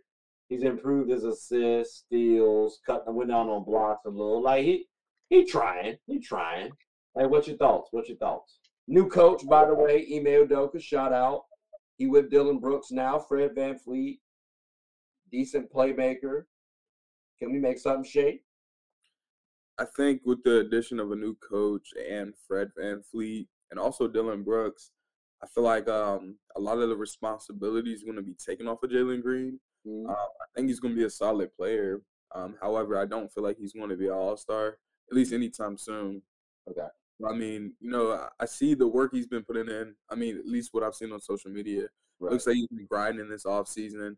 Looks like he's been cooking, to be honest with you, in the videos I've seen. However, I just don't think Jalen Green will be an all-star anytime soon. Maybe in the next couple years, he can kind of start being an all-star discussion. Mm-hmm. But I don't feel like he's an all-star type player. Okay. I mean, when we look at, again, like I said, I said he had comparable stats to Devin Booker, and I mean, when we pull up D-Book stats, we got here 13 or 14 the first season, and then 22 the second. And again, when I pulled up Jalen Green's, I mean, it was 17 and then 22. So it's kind of comparable stats. You know what I'm saying? Like take a nice go from one number to go from like either 13 to 17 to 22 that second year. And I think D-Book brought out 25, 4 or 5 and 5 essentially. Good numbers, but at least in today's NBA, you need to have a little bit more. So I do agree with you guys. I don't think All-Star berth this upcoming season, but I'm not going to be surprised if Jalen Green's name starts getting thrown in the hat a little bit. Like I can start seeing Jalen Green, especially if he starts let this man catch a couple bodies out there and be on highlighted all the time. I bet you money he'll be at least a reserve or like something. Like, oh yeah, someone gonna get injured and he gonna get voted in. Like that, like when LaMelo Ball got it. Like he got his was an asterisk for me because he got voted in because someone got injured. It happened, but yeah, nah. Jalen Green, if you want to be on the All-Star game this season, keep doing what you've been doing. Get about 25 plus, and then get a body or two every month. You know what I'm saying? Like, start if you need some motivation, listen to Chris Brown. He got you some good music out there. Catch your body, catch your body. But listen, we're gonna transition in from the Rockets, and let's talk about the Pelicans because I feel like this brother does love getting a body on and off the court in Zion.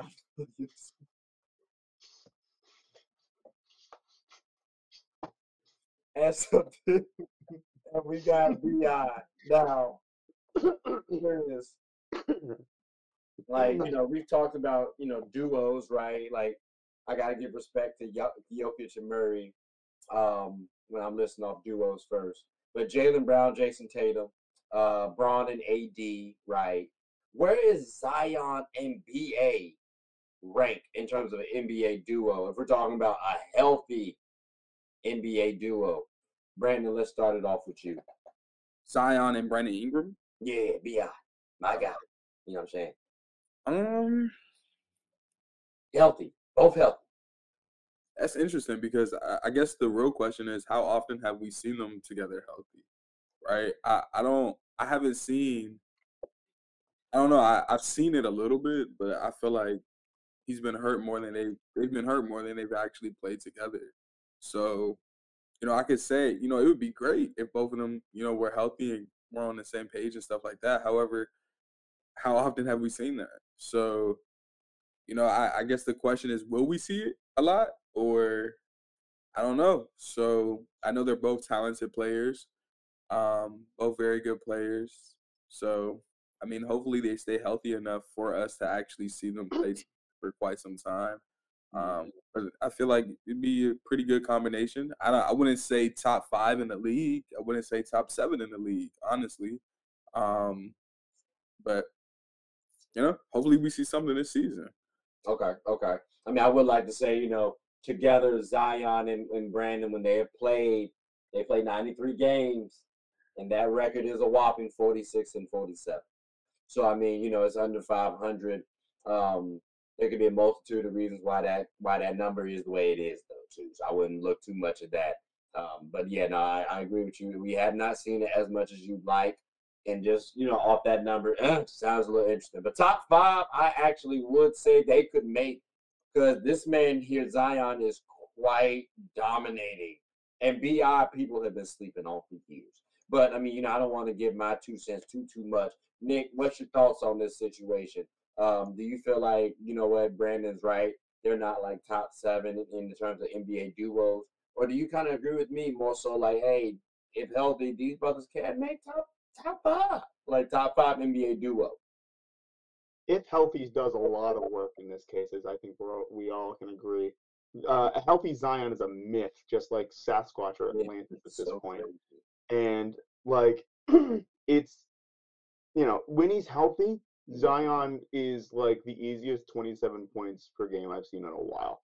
Like he gets you're like there's no way he can score 27 points per game. He's got like 2 moves, and then you look at the box score, it's like 30 points. It's like how? Brandon Ingram has literally become what we thought he was going to be coming out of the draft, like a diet Kevin Durant. And combine those two, I mean, offensively, we're talking, yeah, absolutely top 5 duo. Defensively, I think they don't hurt their stock too much on that end. But if healthy does so much work. It does so much work. I think my grade for them would be incomplete because, like you said, of course, how many seasons they've played, how many seasons they've been on the roster. They've played how many games again together? Did you say 93? Not bad. That's more than a full season. That's yeah, you know what I'm saying? They played 12 games together last year, and they were 7-5. They played about like 60 games or something the year before, or 2 years ago.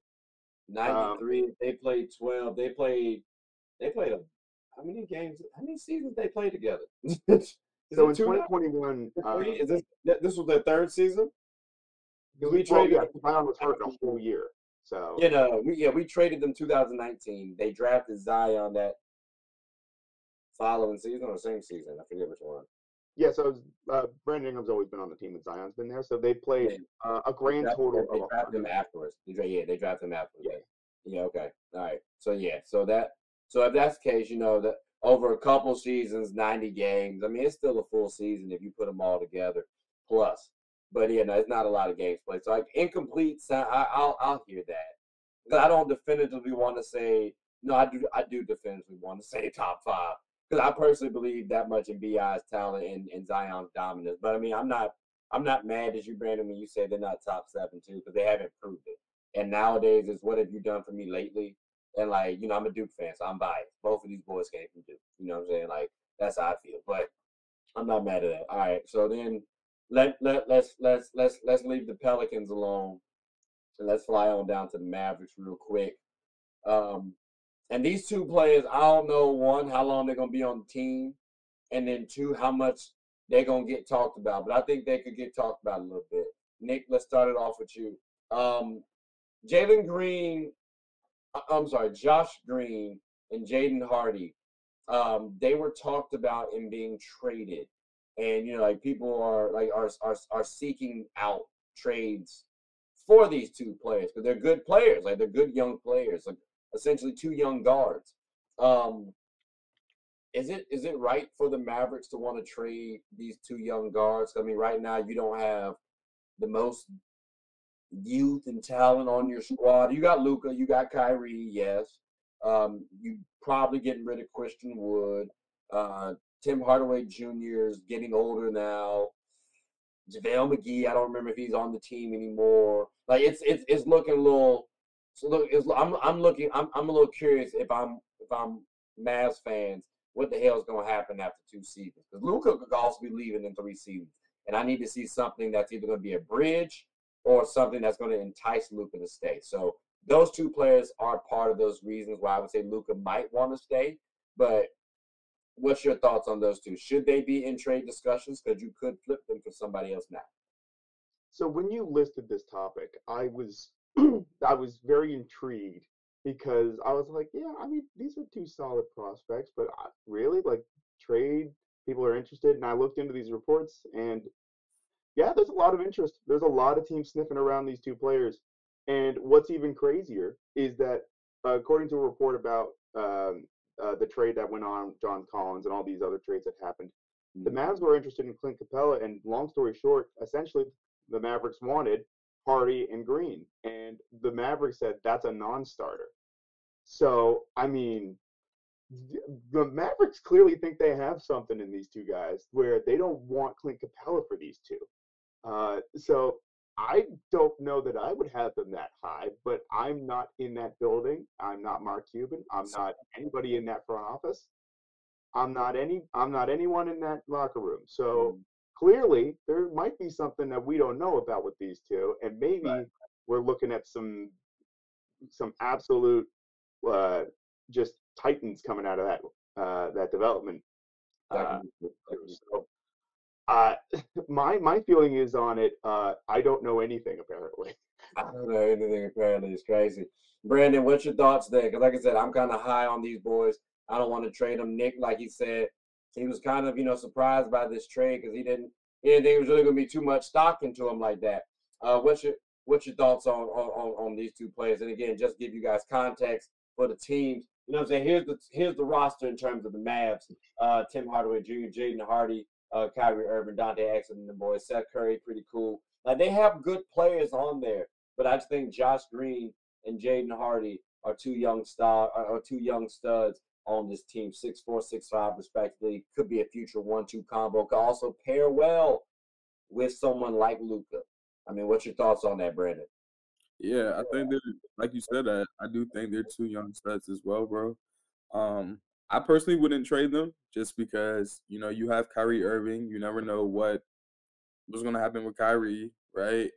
And I feel like those are two just solid people that you should keep on your roster. Always keep them as trade bait as well. So Yeah.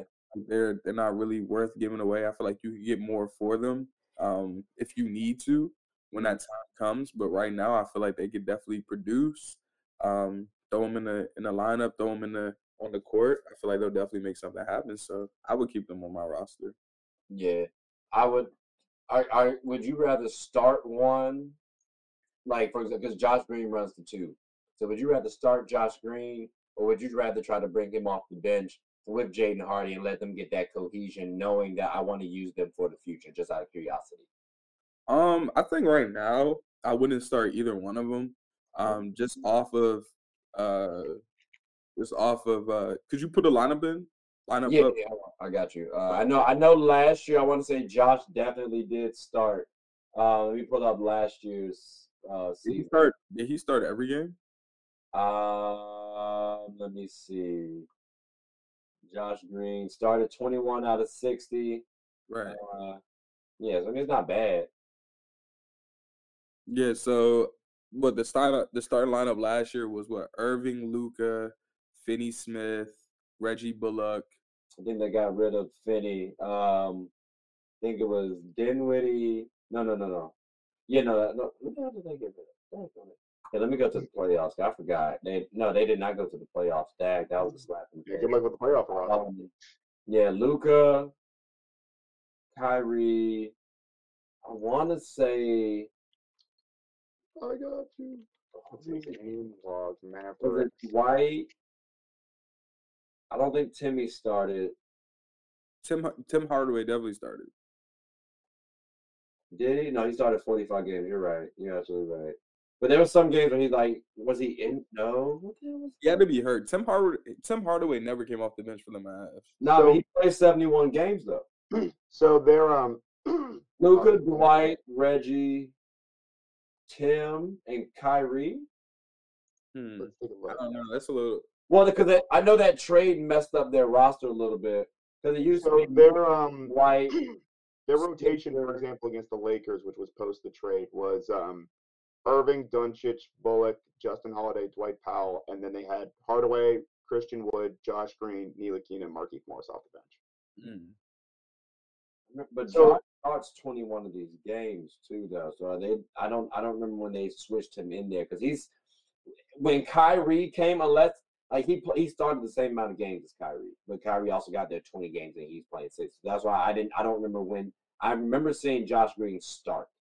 Well, I remember Jason Kidd gave Josh Green no leash. Once he started playing kind of poorly, which I mean a young buck is going to do, he was like no minutes, and it's just give him some time, give him some room. But they were apparently competing for a playoff spot they were never going to get. So I mean, as a three, yeah, I guess maybe it was during that time too, as a 3-and-D player. Because I mean, if I'm looking at his numbers right here, 9 points on 40% from the three, that's not bad. Even though he's only making one a game, that's not bad at all. So I ain't mad at that. But okay, I was. Long story short, neither of us want to trade these two players. So that works. That works for me. Okay. Let's see.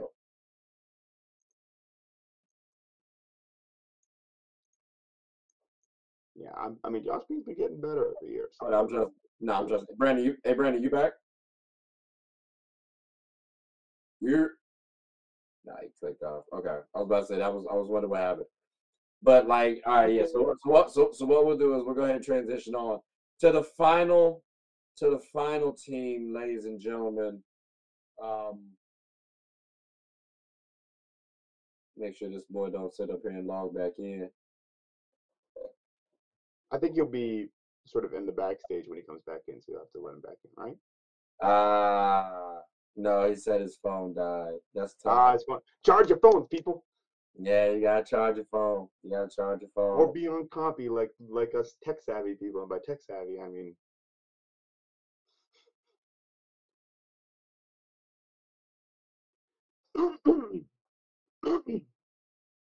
that's all right. I can just wax poetic about Wemby for 20 minutes. It's fine.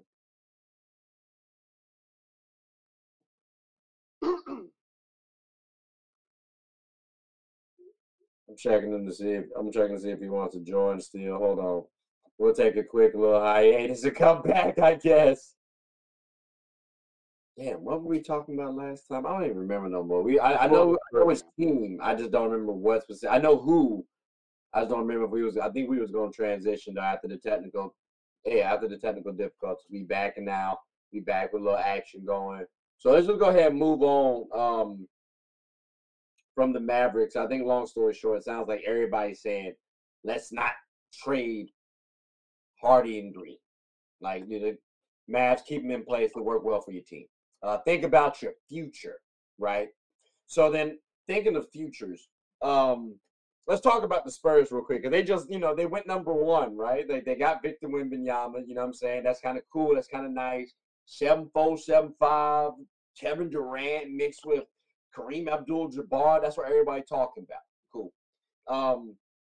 But like, Brandon, real quick, what if the Spurs are getting the number one draft pick again because of their record is that trash? Like, are you going to be surprised, or like, is that a problem to you? Because I mean, they were the number one pick this season, and we're now talking about a young fellow who's just now entering the league. So, I mean, is it going to be a surprise or a I, problem?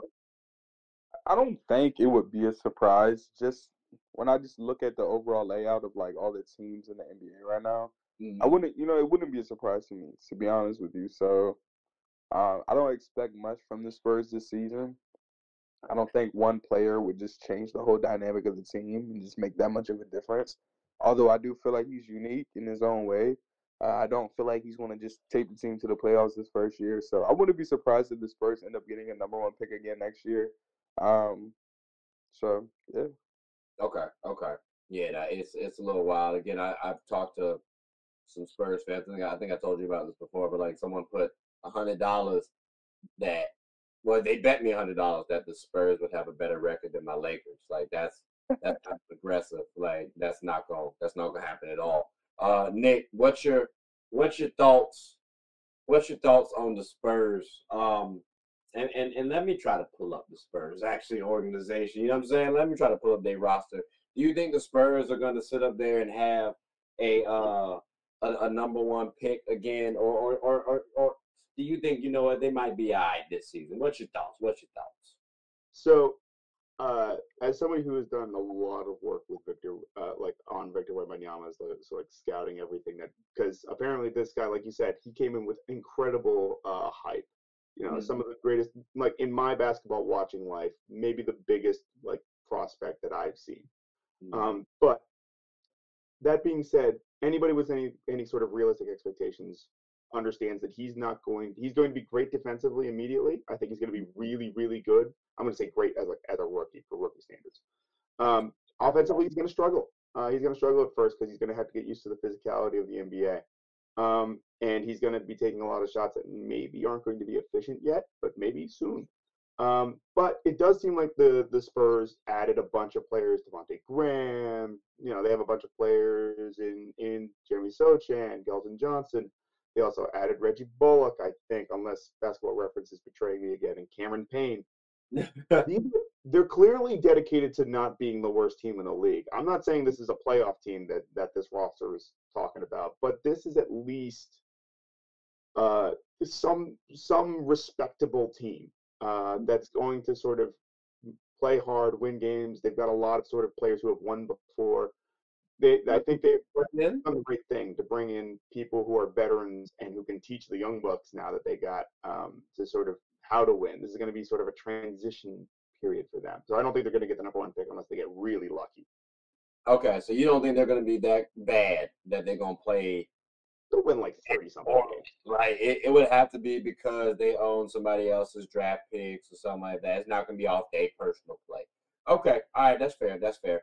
I think it's not going to be a problem if the Spurs get a number one draft pick.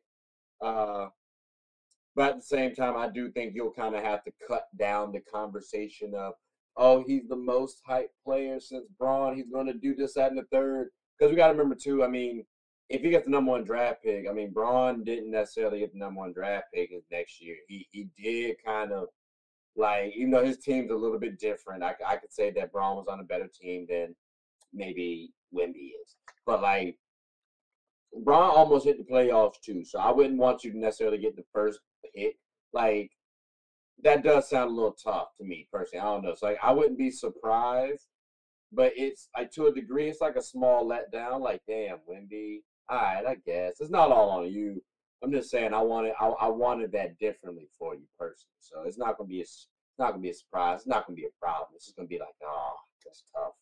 That hurts. But for Spurs fans, it's a very real possibility too. Now though, it is possible. So don't get too high and mighty out there, ladies and gentlemen. Please don't. Please don't. But fellas, I greatly appreciate this. It's went a little bit longer than I thought it was going to be, but definitely had some good conversation. So, ladies and gentlemen, like I said, I will definitely have y'all see Brandon and Nick again. I don't know the next time I'm gonna ask them though, because I want people to keep coming back onto the show, so you can't keep utilizing your people's plugs like that. But fellas, before we close up shop, do y'all have anything you want to say? See, he always want to be leaving every single time. I get you, Brandon. I get you. You don't His have phone's to. running out of battery now. Not funny. Not funny. Now, Nick, you got anything you want to say before we close up shop? Appreciate you having me back, and this was fun. Unfortunately, I kind of feel the last two times I've been on here, it's run a little long, so I kind of feel personally responsible. But next time I'll try to keep it short and sweet as much as I can. But I appreciate you having me on. No, I appreciate the combo. Like it's always gonna be content to edit and post out there. So I appreciate this. Brandon, what you got to say for us, boy, before we close up shop? I can't hear you. We can't hear you. Someone get John Boy. Someone get John Boy on this. Read lips. Yeah, but go just give us a second. Give us a second. Hold on, just one second.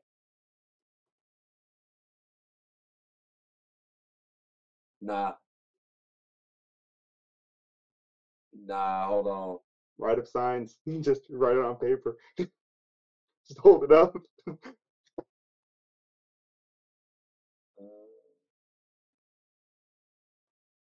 Accessibility.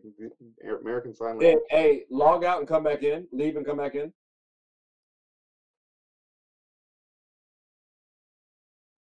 Yeah, there we go. Let's see what happens. Let's see what he's back. We're good. All right, what you want to say before we close up shop? I appreciate you having me on here, Trey. I appreciate being on here again, and I look forward to the next time. Oh, definitely. Like I said, I apologize for it going a little long. We'll try to keep it shorter next time. Most definitely. But fellas, I'll see y'all again at some point in time this week, I'm sure, or at least sometime in the month or whatever. We gonna hoop at some point in time. But people, hope you all like this video. Like, subscribe, comment, tell anyone about the show. My name is Trey. I'm the host of Get a Bucket. Hope you all have a good one. Take care.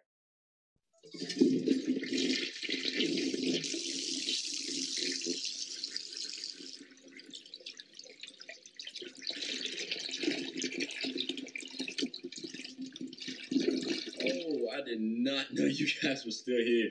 As you can see, we're at the back end of the show. No pun intended, but look, hope you all enjoyed it. And before you go, please subscribe to the YouTube channel, follow the IG account, share the content to anybody who's anybody. And most importantly, leave your thoughts and comments below. But I got to go back and play Buddy in 2K, so let me unmute him real quick. Excuse me.